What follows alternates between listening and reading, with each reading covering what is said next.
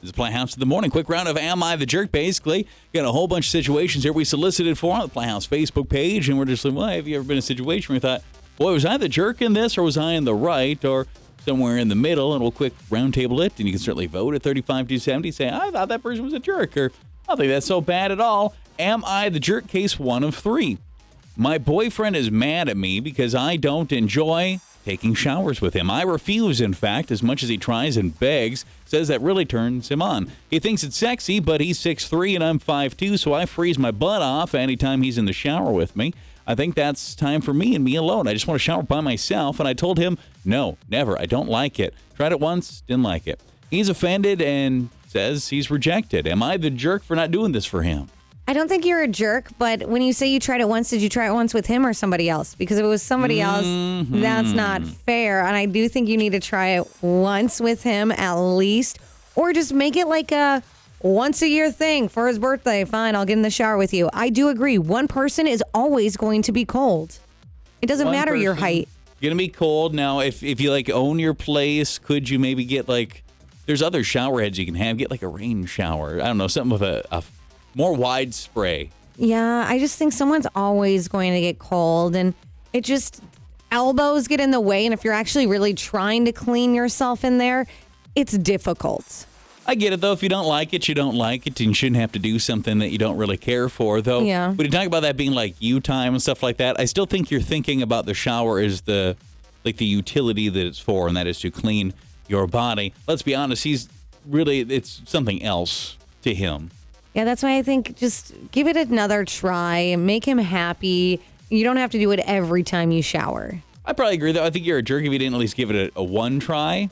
Especially, too, if you're like, I've already tried it once and I don't like it. If you're saying that to him and he's not the one you tried it with, else. Yeah, that's a no-no. But if you gave it a go and you don't like it, I don't think you're a jerk for not wanting to do it. Case 2 of 3. I'm getting married and I really don't want a bunch of gifts. I sincerely believe the only thing that would be useful to us is cash, just money. So on the invites, I said, no gifts, please send cash. And I thought I was being very polite. I'm hearing really negative things back from certain people, even people that are saying, no, really, what can I buy you? Is that rude of me to put that on there? Was I the jerk, or are they jerks for not taking what I've said and just giving me cash? I don't think you're a jerk.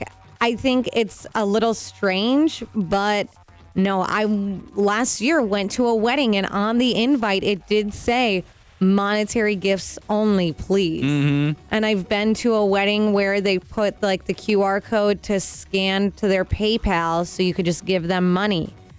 However, at the second wedding with the QR code, they also did have a registry with other items you can get, but that's really, they wanted the money.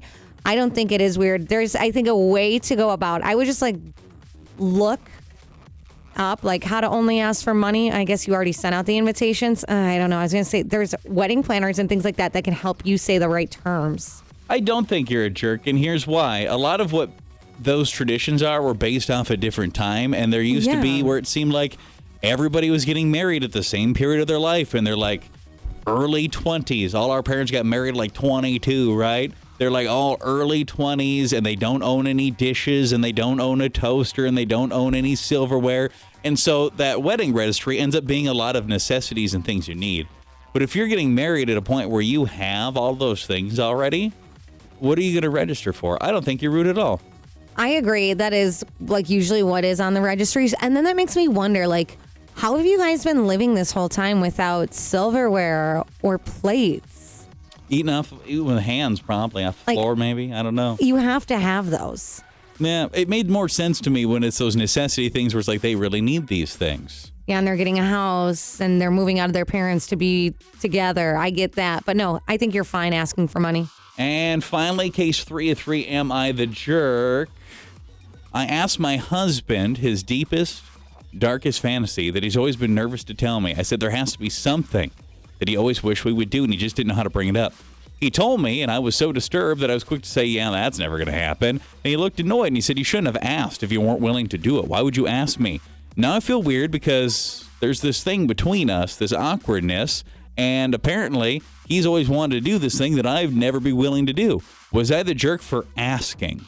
I think you're the jerk because, yes, you asked and you were begging him, and he gives you his answer, how you responded, yeah, that's never going to happen. You should have prepared yourself for that it could be something really weird, wild and weird. Yeah. And you should have just said, all right, that's not something I'd be comfortable with, but yeah, that's never going to happen. That's not fair to him. He opened up and he tells you this, and now you're kind of mean about it.